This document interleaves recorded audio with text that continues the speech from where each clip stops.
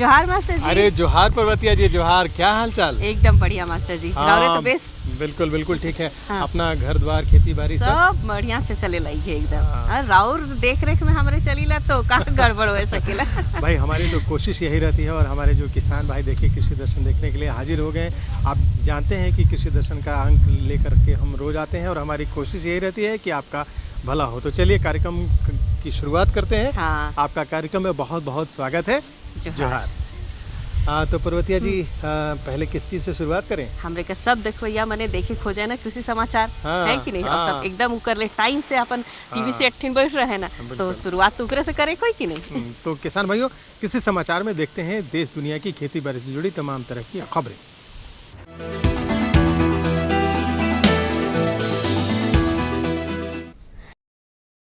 नमस्कार, कृषि समाचार में आपका स्वागत है। मैं हूं दीप्ति रेखा।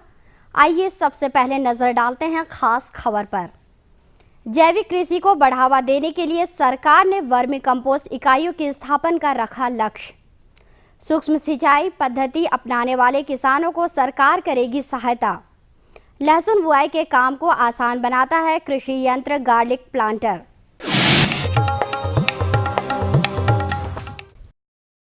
खेतीबाड़ी में असंतुलित रासायनिक दवाओं और खादों के प्रयोग से मिट्टी की उर्वरा शक्ति प्रभावित हुई है।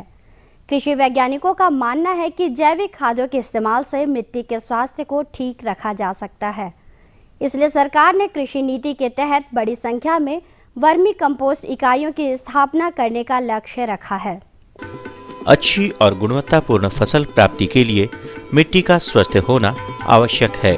अंधाधुंध रासायनिक दवाओं और खादों के प्रयोग से मिट्टी का स्वास्थ्य बिगड़ा है, जो कि चिंता का विषय है। कृषि वैज्ञानिकों के सलाह अनुसार जैविक खादों के प्रयोग से गुणवत्तापूर्ण फसल प्राप्ति के साथ मिट्टी के स्वास्थ्य में भी सुधार होगा। इसी उद्देश्य को लेकर सरकार ने कृषि नीति के तहत बड़ी संख्या में वर्मी कंपोस्ट इकाइयों की स्थापना का लक्ष्य रखा है।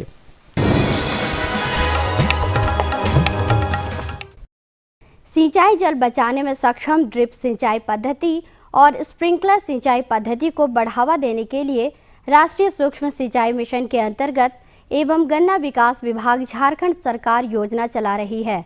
इस योजना के तहत इन सिंचाई पद्धतियों को अपनाने वाले किसानों को सहायता प्रदान की जाएगी। हमारे राज्य के किसानों के लिए सिंचाई जल का अभाव एक प्रमुख समस्या है। सिंचाई जल बचाने के लिए ड्रिप सिंचाई और स्प्रिंकलर सिंचाई बहुत ही कारगर साबित हुई है। इसलिए इन पद्धतियों को बढ़ावा देने के लिए कृषि एवं गन्ना विकास विभाग प्रयत्नशील है। राष्ट्रीय सूक्ष्म सिंचाई मिशन के अंतर्गत सूक्ष्म सिंचाई प्रणाली अपनाने वाले किसानों को अनुदान देने की योजना है। इस योजना के द्वारा जहां एक और सिंचाई जल की बचत होगी, वहीं कृषकों को लाभ भी होगा।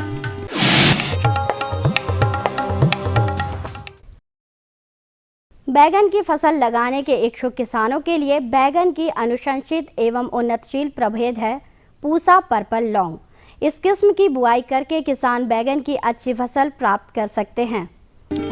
यदि कृषक वर्तमान समय में बैंगन की फसल लगाना चाह रहे हों, तो उनके लिए बैंगन की उन्नत प्रभेद पूसा पर्पल लॉन्ग अधिक उपयुक्त होगी। पूसा पर्पल लॉन्ग किस्म की पिछात बुआई दिसंबर से लेकर फरवरी तक की जा सकती है।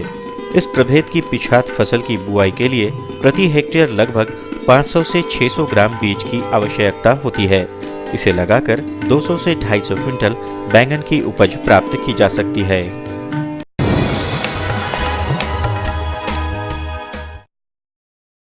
सघन खेती तकनीक। इस तकनीक का इस्तेमाल अमरूद की खेती में करके उपज में अच्छी बढ़ोतरी कर लाभान्वित हो सकते हैं।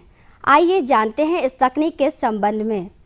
वैसे तो पारंपरिक तरीके से अमरूद की खेती किसी भी प्रकृति की मिट्टी एवं जलवायु में की जाती है, परंतु सघन खेती तकनीक एक ऐसी तकनीक है जिसके द्वारा अमरूद की खेती करके पारंपरिक खेती की तुलना में 2 से 2.5 क्विंटल ज्यादा अमरूद प्राप्त कर सकते हैं। व्यावसायिक रूप से अमरूद की खेती करने वाले किसानों के साथ छोटे किसान भी सघन खेती तकनीक द्वारा लाभान्वित हो सकते हैं। झारखंड में व्यावसायिक रूप से अमरूद का खेती करने के लिए सघन खेती एक बहुत ही बेहतरीन तकनीक है। इस तकनीक में हम लोग लगभग जो ट्रेडिशनल सिस्टम होता है उससे लगभग 2 से ढाई गुना उपज ले पाते हैं और कम से कम 1.5 से 2 गुना तक इसमें आमदनी पा सकते हैं इस अमरूद का खेती करके। जो इसलिए जो छोटे किसान झारखंड के हैं वो लोग भी अमरूद का खेती करके इससे फ़ायदा ले सकते हैं।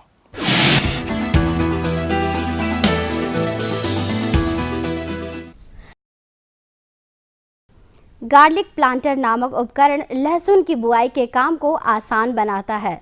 इस उपकरण के इस्तेमाल से किसान एक दिन में लगभग 20 डिसमिल भूमि में लहसुन की बुआई कर सकते हैं। एक दिन में लगभग 20 डिसमिल भूभाग में लहसुन की बुआई करने में सक्षम है यह गार्लिक प्लांटर। साथ ही यह गार्लिक प्लांटर लहसुन के बीजों की बुआई उचित दूरी एवं समान गहराई में करता है। इस उपयोगी उपकरण को बिरसा कृषि विश्वविद्यालय के अभियंत्रण विभाग से प्राप्त किया जा सकता है।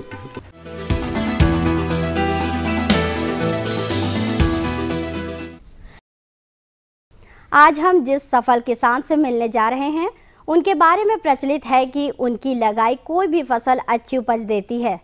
आइए इनसे मिलकर जानते हैं इनके व्यक्तित्व और इनके खेतीबाड़ी करने के तरीके के बारे में। इनके सफल खेती के विषय में पूछने पर ये बताते हैं कि नई उपलब्धियों के प्रति सजग रहना इनकी आदतों में बचपन से शुमार है।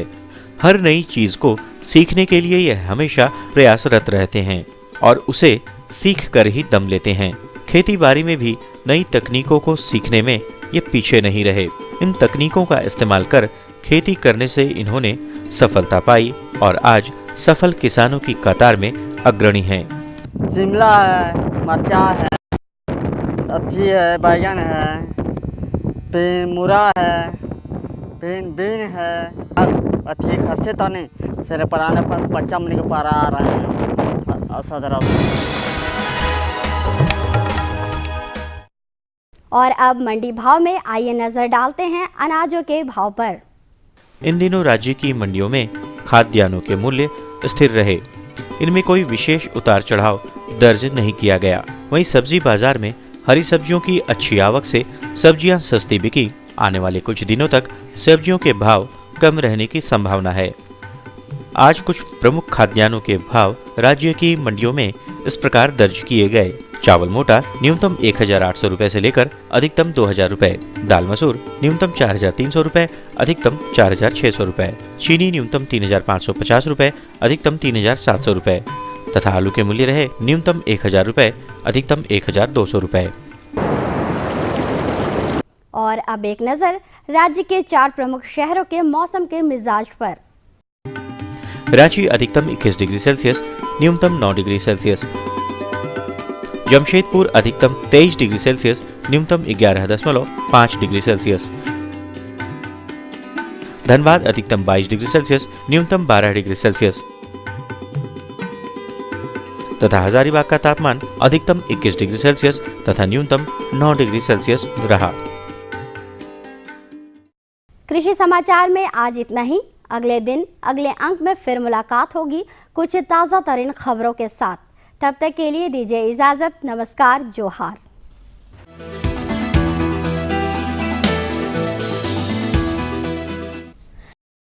ये लो और बताओ। बस। अरे ये क्या भैया जी, बस इतनी सी रासायनिक खाद? किसानी छोड़ रहे हो क्या? किसानी नहीं, नादानी छोड़ रहे हैं। मिट्टी की जांच कराई है।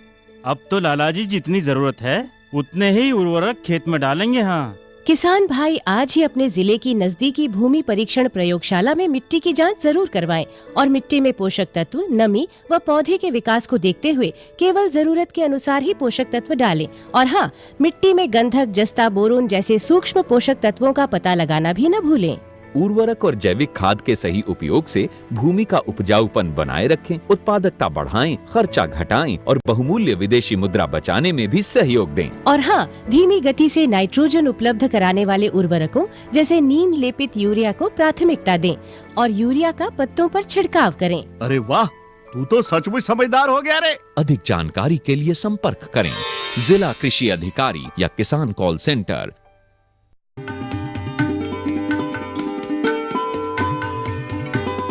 विराम कर बाद देखो या मना के एक बार फिर से हमारे कार्यक्रम में स्वागत है।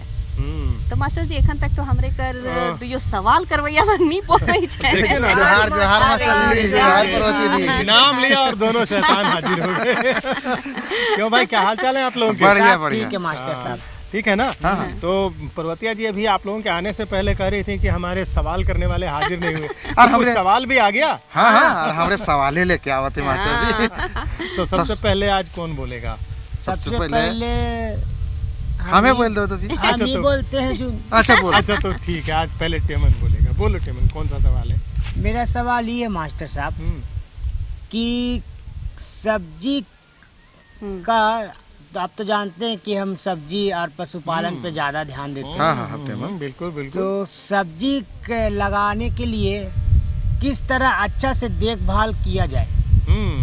इकर कहने का मतलब है नहीं कीट प्रबंधन और नियंत्रण। अच्छा। क्योंकि बहुत परेशान हो गए। देखिए भाई, ऐसा है कि हमारे किसान भाई भी जानते हैं कि जो सब्जी हैं उसमें जो कीड़ों का प्रकोप है ये सबसे ज़्यादा होता है, और कई ऐसी नई नई विधियां आ गई हैं जिनसे आप इन कीटों से नियंत्रण भी प्राप्त कर सकते हैं, और इनका अगर उचित प्रबंधन करते हैं तो आपका फसल जो है ना वो काफ़ी ज़्यादा होगा और आर्थिक लाभ आपका बढ़ जाता है। तो इसके संबंध में हमें जानकारी लेनी चाहिए, और आप जानते हैं कि जब जानकारी लेनी होती है तो हमें पर्वतिया जी की तरफ देखना पड़ता है। पर्वतिया जी और हमारे चलीला अपन विशेषज्ञ ठिन डॉक्टर जयपाल सिंह चौधरी ठिन, और उनकरे से जानब कि हमारे अपन सब्जी कर देखभाल कैसे कर सकीला। किसान भाइयों नमस्कार, कृषि दर्शन में आपका स्वागत है। आज हमारे बीच हैं डॉक्टर जयपाल सिंह चौधरी, जो सब्जियों में लगने वाले कीट और उसका नियंत्रण के बारे में जानकारी देंगे। डॉक्टर साहब नमस्कार। नमस्कार डॉक्टर साहब, सबसे पहले अभी बताएं कि किसानों के खेत में जो अभी सब्जियां लगी हुई है जैसे टमाटर, उनमें कौन कौन से कीट आते हैं और उनके क्या लक्षण हैं? देखिए, जो अभी जो टमाटर लगा हुआ है उसमें आपका जो फल छेदक जो कीट है वो उसका ज़्यादा अभी आक्रमण होने की संभावना है जो इस महीने में। उसके लिए आपको अभी अगर आप तुड़ाई करने जा रहे हैं तो उसमें भी ध्यान रखना है कि किस इंसेक्टिसाइड का हमें स्प्रे नहीं करना है।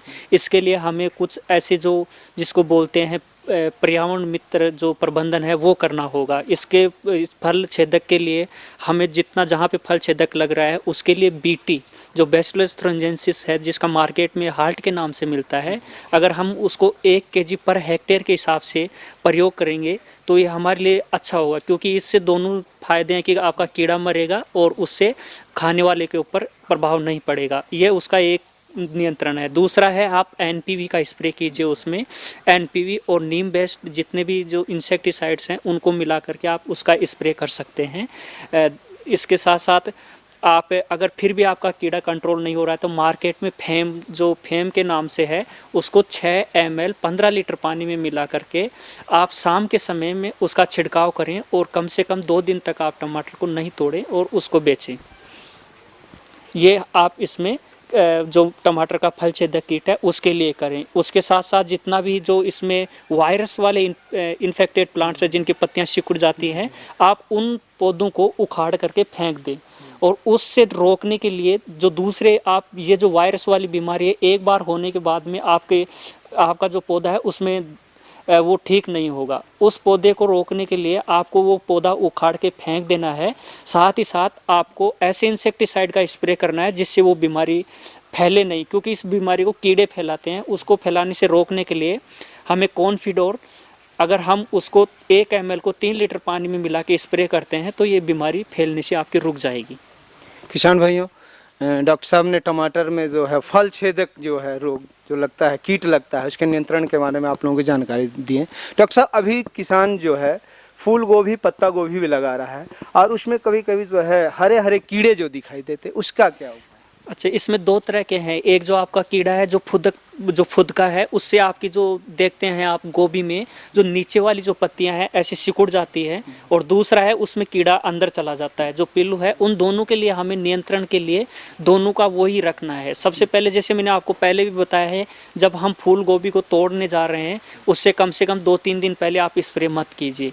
और जो ये कीड़े हैं उसको रोकने के लिए जो आप जो फुदका बोल रहे हैं, इसके लिए आपको वो ही जो जैसे एस्टाम्पायरिड है या फिर एक तारा है या कॉन्फिडोर है, इन तीनों का 1 ml 3 लीटर पानी में मिला करके इसका स्प्रे कीजिए। साथ ही साथ जो एनपीवी और बीटी बेस्ड फार्मूलेशन जो मार्केट में हमें मिलते हैं उनका स्प्रे करें, क्योंकि इनका स्प्रे करने से आपके खेत में आप इनका जो कीड़ा उसको मारना चाहते हैं वो ही मरेगा, उसके साथ साथ आपके मित्र कीट नहीं मरेंगे। क्योंकि अगर आपके मित्र कीट मरता है तो दूसरा कीड़ा आता जाएगा और आपकी जो फूल गोभी है, क्योंकि ये तो पूरा फूल तो है, इसमें पूरा इंसेक्टिसाइड जाता है, तो हमें जितना भी कीटनाशक जो विषैले हैं उनका प्रयोग कम से कम करके बीटी जो 1 kg को पर 1 हेक्टेयर के लिए है, एनपीवी जो 250 LE जिसका है वो 1 हेक्टेयर के लिए हमें यूज करना है एनपीवी। ये दोनों का हम स्प्रे कर सकते हैं।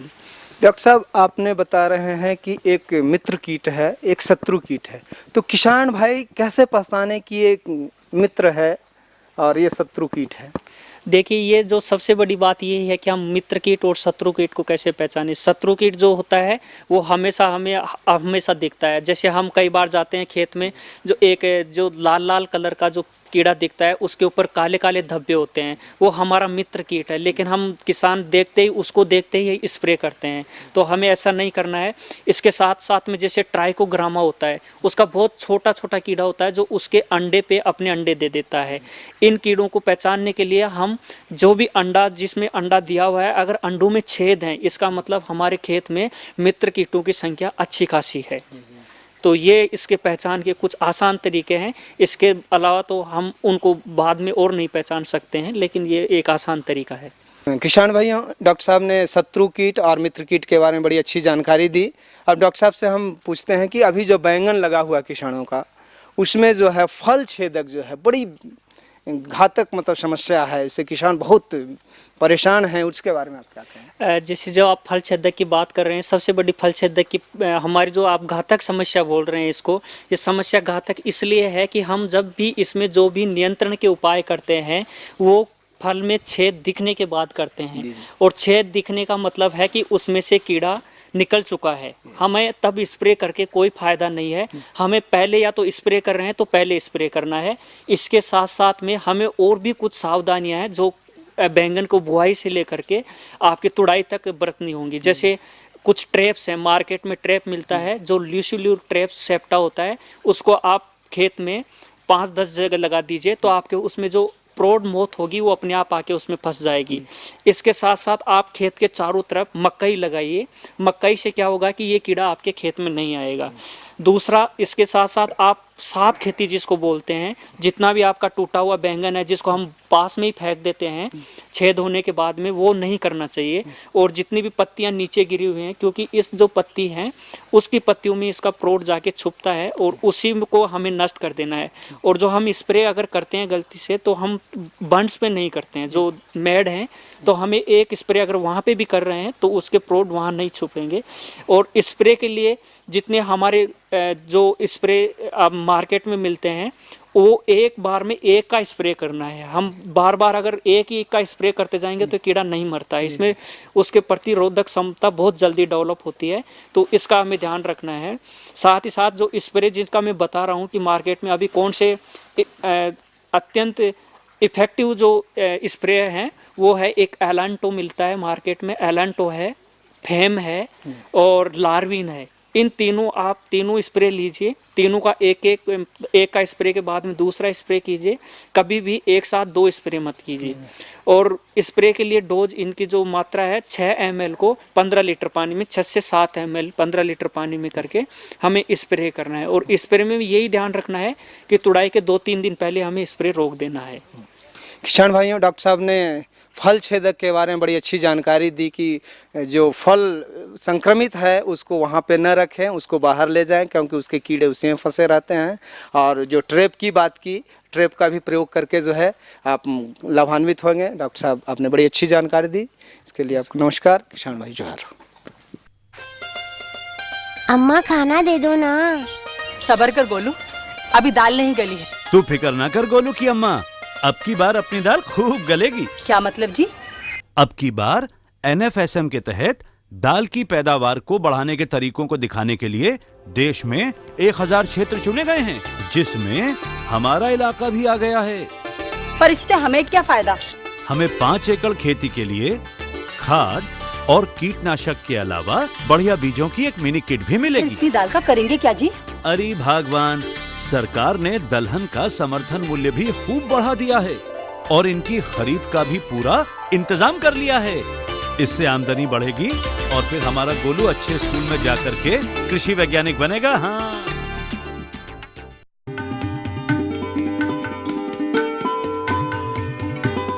अरे वाह, कैसा टेमन समाधान हो गया तुम्हारा? बहुत अच्छा मास्टर साहब। हाँ। और तो और टेमन, अब इतना चीज जानकारी मिलिए गेलक है तो अच्छा से खेती करबे और एकदम अच्छा से नियंत्रण और प्रबंधन कर करल। और बताओ भाई, अब पर तो तुम्हारा क्या सवाल है? हमार तो सवाल रहे हैं मास्टर साहब। हाँ, एक आज हम ठीक है। अच्छा, अरे अरे अरे क्या बात है, आज पर्वतीय जी आपके पास भी सवाल है? अच्छा तो ठीक है, बताइए कौन सा सवाल है? असल हम जाने खोजत रही नहीं कि हमरे जे फल मन लगाईला, जैसे कि अमरूद करके एक एक गो गाछ लागल है हमर, तो फल तो बड़ा बढ़िया होएला, लेकिन अगर के हम तनी बेसी करे खोजब के बढ़ाए खोजब तो ओकर बारे में तो जानकारी चाहिए कि नहीं? हाँ बिल्कुल बिल्कुल। और आज आप हमसे चाहेंगे कि हम विशेषज्ञ के पास ले चले? सही कहती है। बिल्कुल किसान भाइयों, अगर आप फल की खेती करते हैं और खास करके अगर अमरूद की खेती कर रहे हैं तो इसी सघन बागवानी आप कैसे करेंगे और कैसे ज़्यादा से ज़्यादा फल प्राप्त कर सकेंगे, चलिए इन सब के संबंध में हम जानकारी लेते हैं अपने विशेषज्ञ डॉक्टर विकास दास से।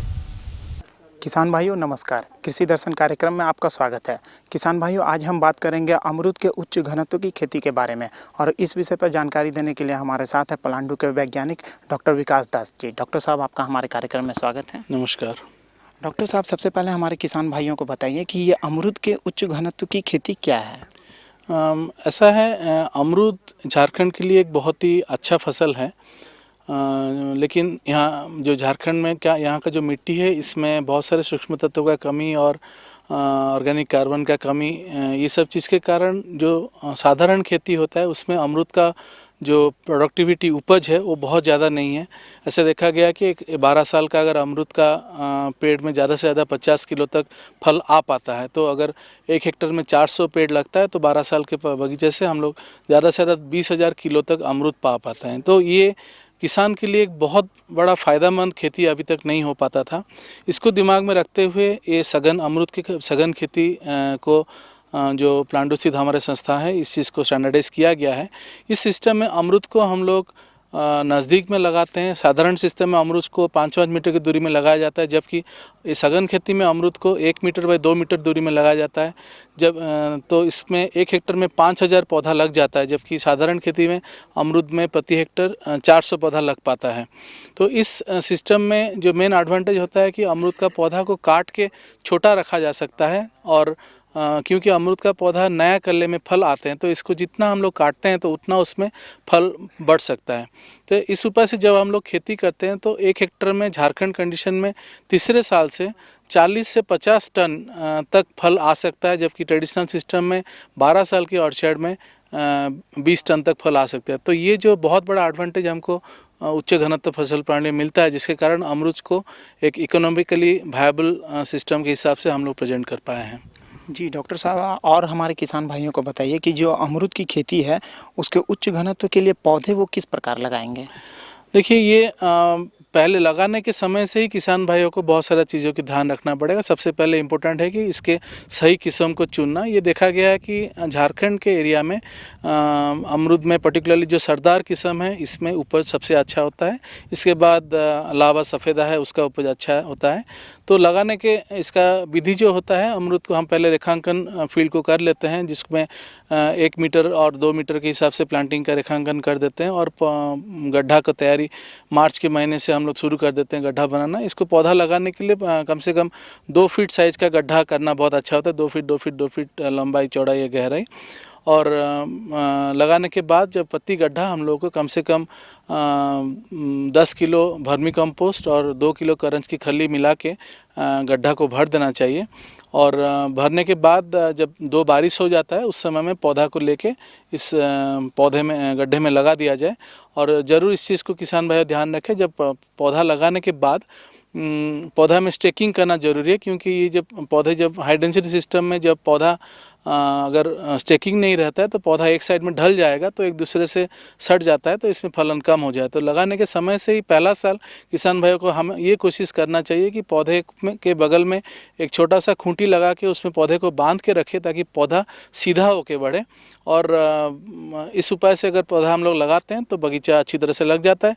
हमेशा किसान भाई कोशिश करें पौधा लगाने के समय में मिट्टी में जो वर्मी कंपोस्ट या गोबर की खाद डालते हैं उसको काली सेना नामक दवाई से उसको चयन करना बहुत ज़रूरी होता है।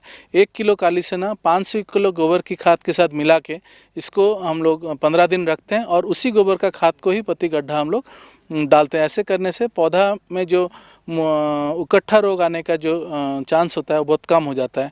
और एक चीज़ इसमें प्रॉब्लम होता है कि कभी कभी मिट्टी में कुछ कीड़ा अगर रहता है तो पौधा सूखने का चांसेस रहता है। तो पौधा लगाने के समय में प्रति पौधा में औसतन 10 से 20 ग्राम तक फ्यूराडन डस्ट हम लोग अगर मिट्टी में डालते हैं और उसके बाद पौधा लगाते हैं तो पौधा में मिट्टी जनित किसी कीड़ा के कारण मृत्यु होने का चांसेस नहीं रहता है। इस उपाय से इस बगीचा को लगाना चाहिए।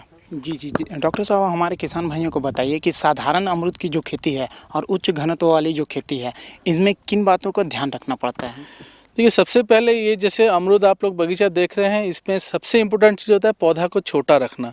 इस सिस्टम में मेन जो उसका एडवांटेज होता है, जब पौधा छोटा रहता है तो हम लोग इसमें तुड़ाई भी बहुत आसानी से हो सकता है। कोई भी अगर हम लोग कल्चरल ऑपरेशन करना चाहेंगे या स्प्रे करना चाहेंगे, कटाई छटाई करना चाहेंगे, ये बहुत आसानी से हो सकता है। तो पौधा को छोटा रखने के लिए उसको कटाई छटाई करना बहुत इंपॉर्टेंट इसमें काम रहता है।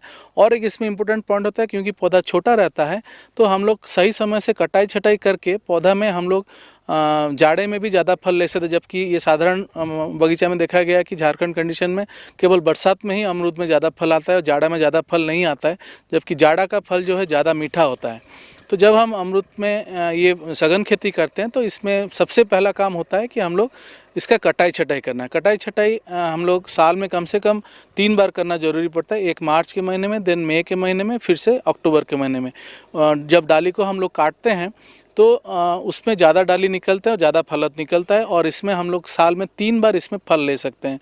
और साल में 3 बार फल लेने के लिए हम लोग को पौधे के नीचे भी पानी का प्रबंध भी सही ढंग से करना ज़रूरी है। तो इसमें इसलिए देखा गया कि अगर हम लोग ड्रिप इरिगेशन के माध्यम से इरिगेट करते हैं तो बरसात में तो फल आएगा, जाड़े में भी फल आएगा और गर्मी में भी हम लोग फसल ले सकते हैं अगर पौधा को हम लोग 3 बार साल में काटते हैं। तो इसमें और एक चीज़ की ध्यान रखना पड़ता है, क्योंकि ये पौधा बहुत नज़दीक में लगा है और इसमें बहुत उपज लिया जा रहा है, तो इसमें मिट्टी में बहुत एक्सर्शन होता है। मिट्टी में 4-5 साल के बाद माइक्रोन्यूट्रिएंट डेफिशिएंसी का भी सिम्टम आता है। तो किसान भाइयों को पहले वर्ष से ही हमेशा ध्यान रखना चाहिए सफिशिएंट मात्रा में इसमें गोबर खाद का प्रयोग करें और जो सूक्ष्म तत्व होता है जैसे चूना का प्रयोग रेगुलरली करें और जिंक और बोरॉन का जरूर वो लोग पौधा के ऊपर रेगुलरली स्प्रे करें ताकि पौधा में लंबा समय तक अच्छा उपज लिया जा सके।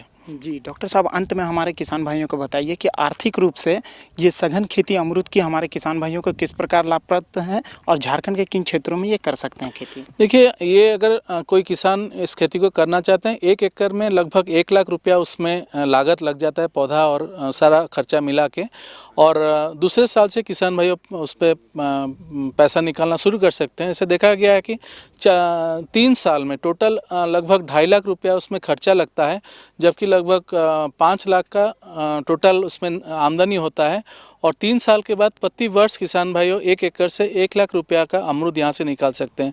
ये सिस्टम इतना धीरे धीरे पॉपुलराइज होने लगा है कि ये झारखंड में बहुत सारे किसान लोग इसको लगाना शुरू कर चुके हैं, पर्टिकुलरली पश्चिमी सिंहभूम, पूर्वी सिंहभूम, पर्टिकुलर चाईबासा एरिया में, देवघर एरिया में, डुमका एरिया में, ये सब एरिया में धीरे धीरे, हजारीबाग में धीरे धीरे किसान लोग इसको लगाना शुरू कर चुके हैं। और जिन किसान इसको लगाना चाहते हैं, हम जरूर इनको बोलेंगे कि आप प्लांडो स्थित हमारे केंद्र में आए और ये जो तकनीक है, इस तकनीक का कटाई छटाई को ठीक से अगर एक बार समझ पाते हैं तो इस सिस्टम से बहुत फ़ायदा लोग ले सकते हैं। जी किसान भाइयों, आशा करते हैं आप डॉक्टर विकास कुमार द्वारा दी गई जानकारी का लाभ प्राप्त करते हुए अमरूद की सघन खेती कर ज़्यादा से ज़्यादा मात्रा में लाभ प्राप्त कर पाएंगे। डॉक्टर साहब, आपने हमारे किसान भाइयों को इतनी अच्छी जानकारी दी, इसके लिए धन्यवाद। नमस्कार।